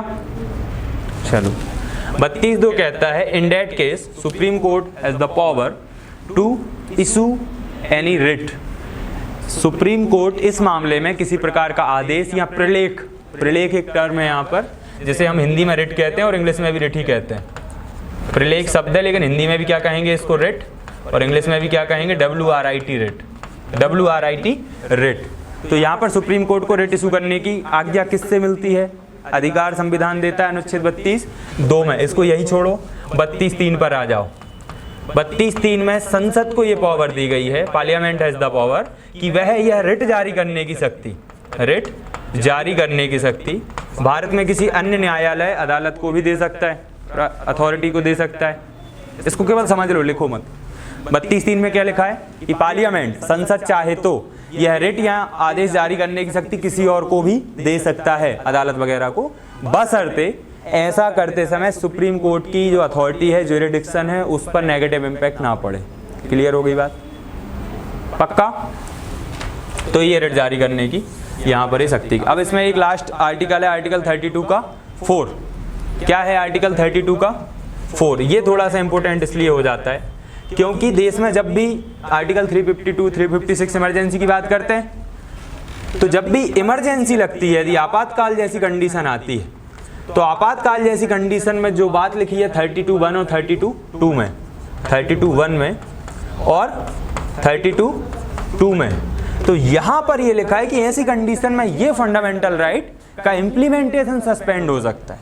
इस मौलिक अधिकार का जो लागू होना है ना, वो कुछ समय के लिए निलंबित हो सकता है। पूरे मौलिक अधिकार निलंबित नहीं होते हैं कभी इमरजेंसी में, उनका इम्प्लीमेंटेशन सस्पेंड होता है। ये टर्म याद रखना, यहाँ पर प्री में फंसा लेता है। कुछ समझे क्या? 32 को टफ लग रहा है क्या? सीधी सी बात, एक बार रिवाइज देखो। आर्टिकल 32 का 1, आपके मौलिक अधिकारों का हनन हुआ, दौड़ कर जाओ सुप्रीम कोर्ट, बापूजी हमारे मौलिक अधिकार खतरे में है, बापूजी वहाँ से आदेश जारी कर देंगे, दूसरा काम। तो 32(2) के अनुसार वो कोई रिट या प्रलेख जारी कर सकता है। है ना। लेकिन पार्लियामेंट ने कह दिया कि तुम ही क्यों अकेले काम करोगे, हम किसी और को भी ये शक्ति दे सकते हैं। उसने कहा दे दो, लेकिन हमारे मामले में टांग नहीं अड़नी चाहिए, जो शक्ति है वो पूरी रहेगी। तो सुप्रीम कोर्ट की ये जो पावर है रिट जारी करने की, पार्लियामेंट किसी और कोर्ट अथॉरिटी को ये दे सकता है, लेकिन सुप्रीम कोर्ट से उस पर नेगेटिव इम्पैक्ट नहीं पड़ना चाहिए। क्लियर। अनुच्छेद 32(4) कहता है कि जब इमरजेंसी लगेगी, देखो यहाँ पर आर्टिकल 352 है, आर्टिकल 352 जो है ये बात करता है नेशनल इमरजेंसी की, राष्ट्रीय आपातकाल की। राष्ट्रीय आपातकाल 3 वजहों से देश में लग सकता है, 3 कारणों से। पहला लग सकता है वॉर, दूसरा लग सकता है एक्सटर्नल एग्रेशन अर्थात बाह्य आक्रमण, तो युद्ध और बाह्य आक्रमण। तीसरा जो है इंटरनल डिस्टर्बेंस शब्द था, लेकिन अब क्या है आर्म्ड रिवेलियन अर्थात सशस्त्र विद्रोह। तो देश में यदि आंतरिक रूप से लोग हथियार लेकर लड़ पड़े, कट्टे चलने लगे, बंदूकें, तलवार, गोली, तो ऐसी कंडीशन में कहेंगे आर्म्ड रिवेलियन मतलब सशस्त्र विद्रोह हो गया, जनता के 2 ग्रुप आपस में लड़ गए। मणिपुर में शायद ऐसा हुआ था अभी। तो अनुच्छेद 352 के अनुसार मंत्रिमंडल की लिखित सलाह पर प्रेसिडेंट यहाँ पर क्या करेगा, इमरजेंसी डिक्लेयर कर देगा। क्लियर हो गई बात। लेकिन यहाँ पर क्या लिखा है कि 352 जब लागू होगा तो 358 और 359 ये 2 आर्टिकल हमें यहाँ पर पढ़ लेना होता है, जो मैं आपको आगे पढ़ाऊँगा। क्यों पढ़ लेना होता है? क्योंकि आर्टिकल 358 कहता है कि आर्टिकल जैसे ही ये लागू होगा तो आर्टिकल 19 तो इम्प्लीमेंट होते ही खत्म हो जाएगा। जैसे ही धारा 352 के अनुसार देश में आपातकाल की उद्घोषणा करता है, उद्घोषणा टर्म है ना, तो वो वहाँ पर वो इशू करता है ये ऑर्डर। 352 के अनुसार जैसे ही आपातकाल की घोषणा होती है तो अनुच्छेद 358 कहता है कि आर्टिकल 19 तो सस्पेंड हो ही जाता है उसका इम्प्लीमेंटेशन। मतलब 19(1)(a) से लेकर G तक जो आपको 6 महीने अधिकार लिखाए थे कल, वो अब खत्म। क्लियर? ठीक। और आर्टिकल 359 कहता है कि और जो आर्टिकल सरकार चाहे उनको भी सस्पेंड कर सकती है, लेकिन कौन कौन को छोड़कर, तो आर्टिकल 21 और 20। तो अनुच्छेद 20 और 21 खासतौर से ऐसे हैं जो कभी सस्पेंड नहीं हो सकते। और इनमें आर्टिकल 21 तो ऐसा है जो किसी भी कंडीशन में सस्पेंड कभी नहीं हो सकता। सरकार मन हुआ चलो थोड़ी जनसंख्या कम करते हैं, लाओ machine gun, Modi ji tanker पर बैठे हैं, अमित शाह मशीन गन लेके चल रहे हैं ना, नॉर्थ इंडिया आधा साफ कर दिया, ऐसा हो सकता है? नहीं हो सकता, क्योंकि वो नहीं होता सस्पेंड, वो तो परमानेंट एब्सोल्यूट है ही, है ना। बच्चों से थोड़ी काम करवाएंगे इमरजेंसी में, 6 महीने को ले मिलर राजा बेटा चल खदान में रख लूँ तुझे गड्ढे खोदना, ऐसा होगा क्या? नहीं होगा ना। वो एब्सोल्यूट वो है, वो एक बार कहती तो पत्थर की लकीर, मेरी एक बात 1 करोड़ की है, याद रखना, तो थोड़ा संभाल के खर्च किया करो। 358 क्या कहता है? 352 के अकॉर्डिंग जैसे ही मौलिक अधिकार, जैसे ही इमरजेंसी लगेगी, article 19 on the spot suspended, implementation suspended, है ना। 359 क्या कहता है? 21-20 को छोड़कर सरकार जो और चाहे सब कर सकती है। 24 को तो कर ही नहीं सकती, वो तो एब्सोल्यूट है। 29B को नहीं कर सकती, वो भी एब्सोल्यूट है। तो ये तो एक बेसिक अंडरस्टैंडिंग बन गई। तो इस हिसाब से ये अब यहाँ तक क्यों खींच लाया मैं आपको, क्योंकि ये 2 समझाना था। 32(4) क्या कह रहा है, तो 32(4) भी सस्पेंड होगा ना, चाहे सरकार तो क्या लिखा है कि इमरजेंसी के दौरान 31 और 32 में जो बातें लिखी है, अरे भाई यहाँ पर पूरे मौलिक अधिकार सस्पेंड करने की बात कर रहा है ना इमरजेंसी में, तो फिर आर्टिकल 32 में लिखी बातें खत्म हो सकती हैं कि नहीं? मतलब ही नहीं निकलेगा। तो इमरजेंसी पहले देश बचाना जरूरी है, अधिकार देश ना, देश रहेगा तो संविधान रहेगा, संविधान रहेगा तो फंडामेंटल राइट्स रहेंगे, which are guaranteed by the state and constitution and which is protected by the supreme Court. आ रही बात समझ में? खिचड़ी तो नहीं मची ना दिमाग में? एक बार रिवाइज कराऊं या हो गया कंप्लीट बिल्कुल अच्छे से? एक का हो गया, दूसरे का हो गया? अरे बोल दिया करो गूंगो बहरों, ठीक है। मुर्दों की फौज को पढ़ा रहा हूं मैं। ऑनलाइन वाले बच्चे बोलते होंगे क्लास से आवाज़ ही नहीं आती, पता नहीं चेयर तो नहीं बैठी हैं अकेली, ऐसे देख के पढ़ाते रहते हैं, कुछ तो बोला करो, मत बोलो दोस्तों। यहाँ तक की पिक्चर क्लियर। अब हम बात कर रहे थे रिट पर, किस पर? रिट पर। तो ये रिट वाला फंडा क्लियर कर लेते हैं। हेडिंग डालो, रिट। तो there are 5 types of writ issued by supreme court during the protection of fundamental rights. 5 प्रकार के प्रलेख या रिट होते हैं जो सुप्रीम कोर्ट जारी करता है। अभी बोर्ड पर देखकर केवल समझते जाओ, फिर लिख लेना। पहला रिट क्या होता है? बंदी प्रत्यक्षीकरण। इनको मैं विस्तार से समझाऊंगा अभी आपको एक एक करके, लिखाऊंगा नहीं, केवल समझा दूंगा। बंदी प्रत्यक्षीकरण, it means habeas corpus, habeas corpus. दूसरा परमादेश, मैंडेमस, मैंडेमस। तीसरा प्रतिषेध, prohibition.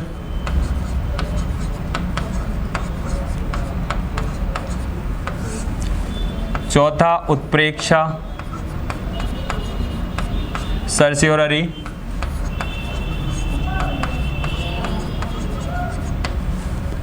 And the last one is अधिकार प्रक्षा, अधिकार प्रच्छा, क्यों वारंटो।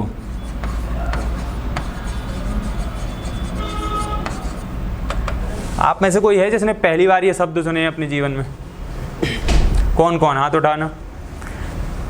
1 2 3, ठीक है। और कोई तो नहीं है ऐसा बल्लम जो पहली बार ये शब्द सुन रहा है? सुने हैं ना, पढ़ा होगा।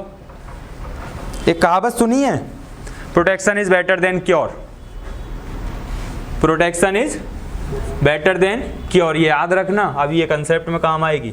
चलो एक एक करके समझते हैं। बंदी प्रत्यक्षीकरण क्या होता है, शब्द समझ, ये सब लैटिन टर्म है। क्या है? लैटिन टर्म है। बंदी प्रत्यक्षीकरण क्या होता है, पहले इसको समझ लेते हैं, एक एक करके हम इन पर आते हैं। सबसे पहले ये आदेश देता है किसी भी बंदी को कि आप उसे सशरीर प्रस्तुत करो हमारे सामने। कैसे प्रस्तुत करो? सशरीर। ये नहीं कि उसको मार मूर दिया आपने कोर्ट में और फिर डेड बॉडी लाकर रख दी, उसके अधिकारों का वायलेशन हो जाएगा ना। तो रिट जारी करता है किसी खास परिस्थितियों में। तो पहला तो ये याद रखना कि बंदी प्रत्यक्षीकरण का मतलब होता है कि कोर्ट आदेश देता है कि आप उस बंदी को सशरीर प्रस्तुत कीजिए। इसको हम कहते हैं बंदी प्रत्यक्षीकरण। क्लियर? बंदी प्रत्यक्षीकरण जो है एक लैटिन टर्म है हैबीस कॉर्पस। इसका हिंदी मीनिंग होता है को प्रस्तुत किया जाए, को किसी भी मतलब पर्सन को प्रस्तुत किया जाए। अब वो पर्सन जेल में है तो कोर्ट आदेश देता है कि जेल में है, आप उसकी बाकायदा केयर कर रहे हो कि ऐसा तो नहीं कि दोनों टाइम बस लठ भांज रहे हैं उसमें, होता है जो कि रियल में। तो वो जिंदा है या मर गया या कैसा है, उसकी फिजिकल कंडीशन कैसी है, क्योंकि सज़ा देने का अधिकार कोर्ट को है, पुलिस को नहीं है।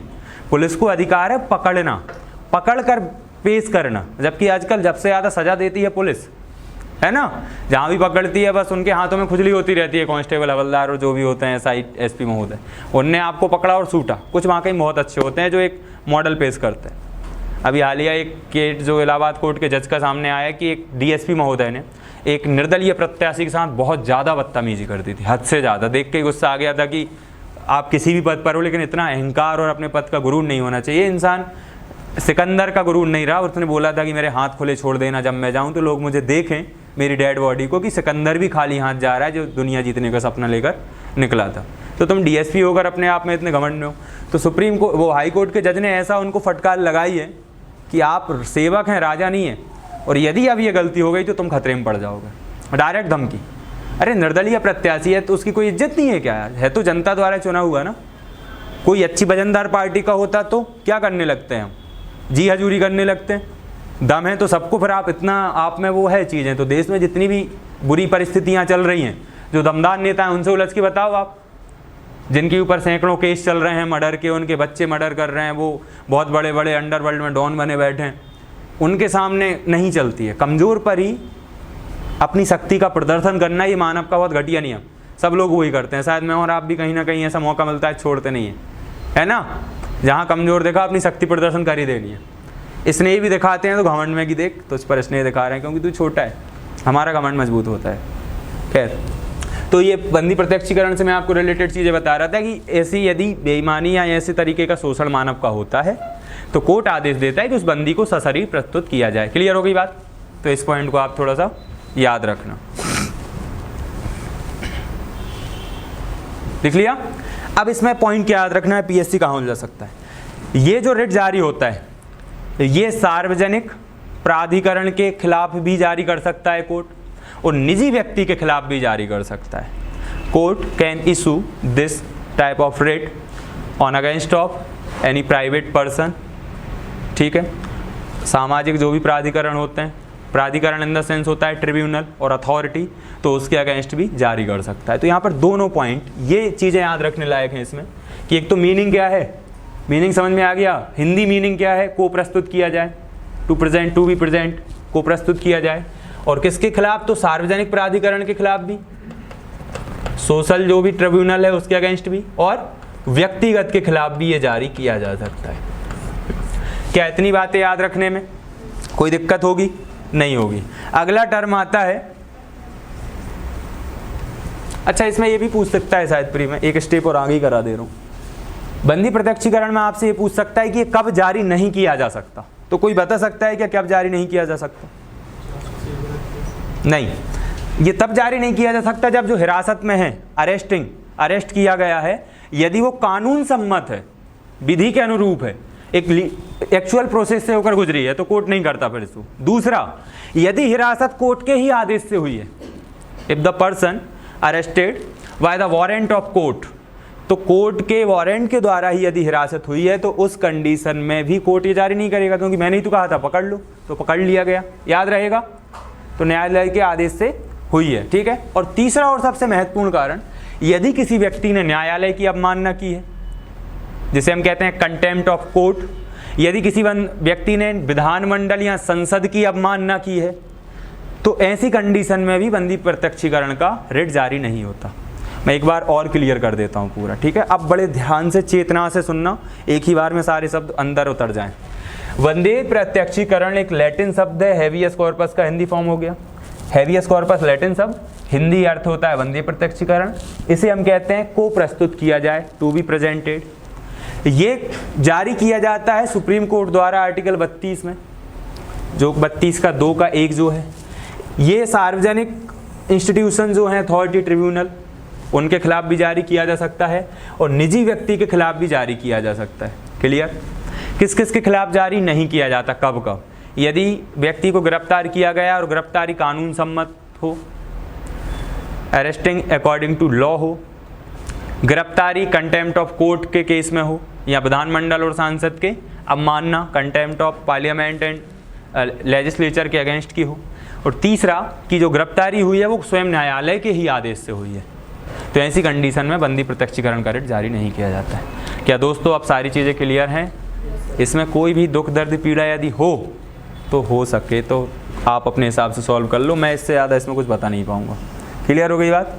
ठीक, चलो बंदी प्रत्यक्षीकरण हो गए। अब आते हैं परमादेश पर। परमादेश को क्या कहते हैं इंग्लिश में? मैंडेमस। ये भी लैटिन शब्द है। इसका अर्थ होता है हम आदेश देते हैं, टू बी ऑर्डर। क्या होता है अर्थ? लिखते जाओ जल्दी जल्दी। मैंडेमस का अर्थ क्या होता है? हम आदेश देते हैं, टू बी ऑर्डर्ड। अब क्या आदेश देते हैं? ठीक है, this writ that is called mandamus is a controller that is issued by the court to control administrators, सार्वजनिक जो अधिकारी होते हैं उनको नियंत्रित करने के लिए यह रिट जारी किया जाता है।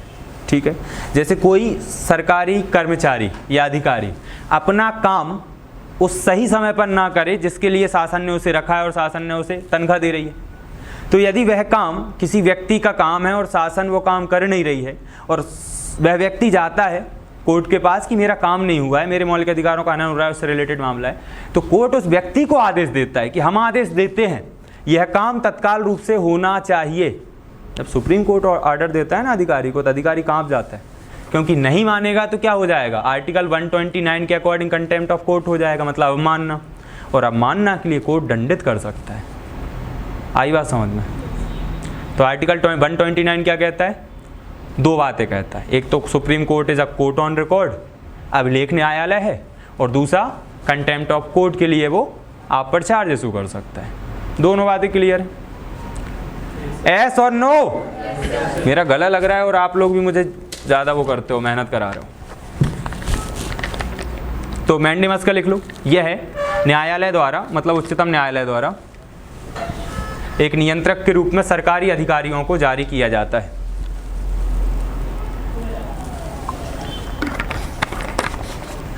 We can say this is a controlling tool which is issued by supreme court to the government officers और वर्कर्स। न्यायालय द्वारा एक नियंत्रक के रूप में सार्वजनिक अधिकारियों को जारी किया जाता है। ठीक है, तो उनसे पूछा जाता है कि आपको जो काम मिला था आपने उसे क्यों नकारा। आपको आपके काम को नकारने के संबंध में इसमें कोर्ट आपसे बाकी की सारी चीज़ें पूछता है। यहाँ तक की पिक्चर क्लियर है।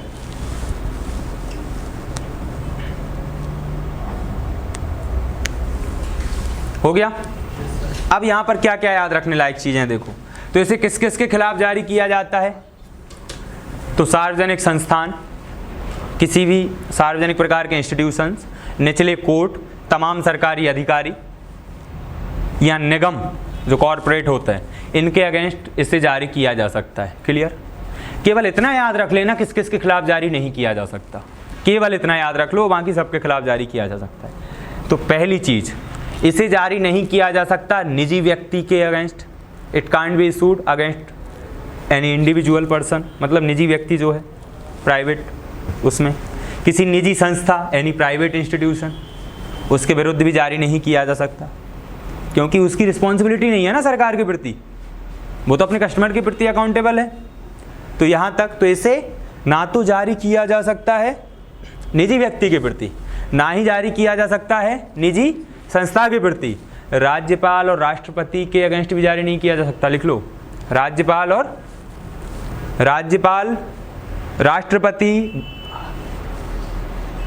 हाई कोर्ट और supreme court, president, governor, high court and supreme court के अगेंस्ट भी इसे इशू नहीं किया जा सकता। गैर संवैधानिक जो भी विभाग हैं, जो भी अनुभाग हैं गवर्नमेंट के, अनकॉन्स्टिट्यूशनल तो नहीं कहेंगे हम, नॉन कॉन्स्टिट्यूशनल जितने भी इंस्टीट्यूशंस हैं, उनके अगेंस्ट इसे इशू नहीं किया जा सकता। और जो कर्तव्य विवेक अनुसार होते हैं, इट मीन्स डिस्क्रिशनरी पावर्स, तो जो आपके विवेक अनुसार कर्तव्य हैं, आपको करना है नहीं करना, उसके लिए आप न्यायालय के प्रति जिम्मेदार नहीं है। यदि आप सरकारी अधिकारी भी हैं तो कुछ आपके डिस्क्रिशनरी ड्यूटीज़ होती हैं, जो आप करो या ना करो तो कोर्ट के सामने आपको प्रेजेंट नहीं होना होगा। क्लियर हो गई बात? तो फिर से एक बार मैं इसे दोहरा देता हूँ, क्योंकि देखो पूरे फंडामेंटल राइट्स में ये एक्ट सबसे बड़ी खिचड़ी है, हौच पौच, राष्ट्रीय भोज बन जाता है इसमें दिमाग का। कैसे बन जाता है तो वो आपको समझ में आ ही रहा होगा। यू कैन फील और नॉट? परमादेश, मैंडेमस एक लैटिन शब्द है, हिंदी में क्या कहते हैं? परमादेश। अर्थ क्या होता है? हम आदेश देते हैं, टू बी ऑर्डर्ड। क्लियर? यह जारी कब किया जाता है? तो सुप्रीम कोर्ट के द्वारा। क्यों किया जाता है? तो जब कोई भी गवर्नमेंट ऑफिसर अपने वर्क को नकारता है तो सुप्रीम कोर्ट कारण पूछता है, कारण बताओ आपने अपने काम को क्यों नकारा, हाँ या ना। क्लियर? अब ये किस किस के खिलाफ जारी किया जाता है? तो सभी सरकारी अधिकारी प्राधिकारियों के खिलाफ जारी किया जाता है। ये तो याद रखना नहीं है, इतना याद रखना है किस किस के खिलाफ जारी नहीं किया जाता। गेहूं में से कंकड़ हटा देते हैं, गेहूं एक तरफ हो जाता है, तो कंकड़ हटा दो। किस किस के खिलाफ नहीं जारी किया जाएगा? पहला, निजी व्यक्ति, निजी संस्था, विवेक अनुसार किए गए कर्तव्यों पर, राष्ट्रपति, राज्यपाल, सुप्रीम कोर्ट, हाई कोर्ट के अगेंस्ट, और नॉन कॉन्स्टिट्यूशनल इंस्टीट्यूशन और बॉडीज़ के अगेंस्ट जारी नहीं किया जाता है। समझ गए मेरे प्यारे साथियों? आगे बात यहाँ तक क्लियर पूरे तरीके से? किसी कोई दुख दर्द पीड़ा नहीं है? ठीक है, तो अब आप भी 5 मिनट का रेस्ट ले लो, इसके बाद आगे पढ़ लेंगे हम इसे, और मैं भी 5 मिनट का रेस्ट ले लेता हूँ। ठीक, इसके बाद आपकी साइंस की क्लास होगी, बाकी के 3 हम कल करेंगे, क्योंकि थोड़ा और टाइम देंगे इनको, तब जाकर इनके डाउट क्लियर होंगे। अब आप 2 मिनट का समय दे रहा हूँ, कोई भी डाउट वगैरह हो पूछ लो, फिर हम आगे बढ़ते हैं।